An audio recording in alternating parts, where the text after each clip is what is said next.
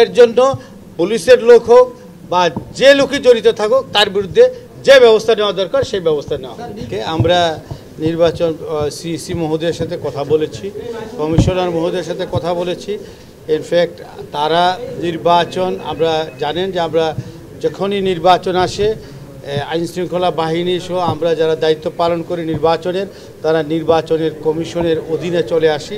তাদের ইনস্ট্রাকশন অনুযায়ী নির্বাচন পরিচালনা তথা আইনশৃঙ্খলা পরিস্থিতি নিয়ন্ত্রণের জন্য আমরা দায়িত্ব পালন করি।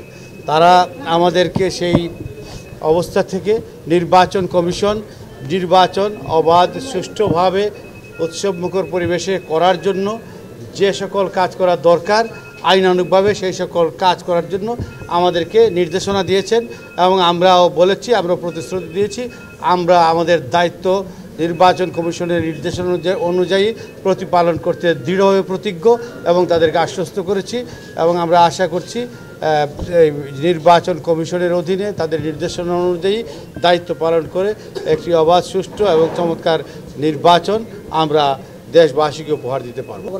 এখনো পর্যন্ত আশঙ্কাজনক কোনো খবর আমরা বোধ করছি না। সহিংসতা যারা করছে তারা বাসে আগুন দিচ্ছে, গাড়িতে আগুন দিচ্ছে, ট্রেনে আগুন দিতে চাচ্ছে, অনেকে অ্যারেস্ট হচ্ছে।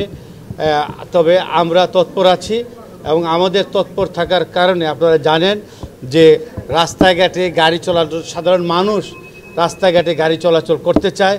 সাধারণ মানুষের আমরা দেখেছি যে ইতিপূর্বে প্রথমে যে পরিমাণ গাড়ি চলেছে এখন 80% প্লাস গাড়ি চলাচল করে প্রায় স্বাভাবিক হয়ে আসছে গাড়িগুলো চলাচল।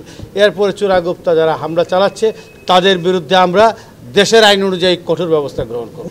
এরপরও আমাদের গোয়েন্দা সংস্থা আমাদেরকে সবসময় ফিট করছে এবং তারা যে তথ্য দিবে তথ্যের আলোকে আইনশৃঙ্খলা রক্ষার্থে যে ব্যবস্থা নেওয়া দরকার সেই ব্যবস্থা নিতে আমরা দৃঢ় প্রতিজ্ঞ এবং আমরা প্রস্তুত আছি, আমাদের সক্ষমতা রয়েছে।